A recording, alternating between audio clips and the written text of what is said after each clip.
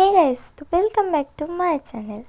আমি নিয়ে চলে এসেছি আরও একটা মিনি ব্লগ। আমি গিয়েছিলাম 2 বছর পর মামা বাড়ি, তাই ভাবলাম যে একটা ব্লগ তো শেয়ার করা যেতেই পারে তোমাদের সাথে। মামা বাড়িতে বাসন্তী পুজোও ছিল, আর আমার বড় মামিমার শরীরটাও ভালো ছিল না, মানে অপারেশন হয়েছিল, সেই জন্য মামিমাকে দেখতে গেছিলাম। তো একসাথে দুটোই হয়ে গেল।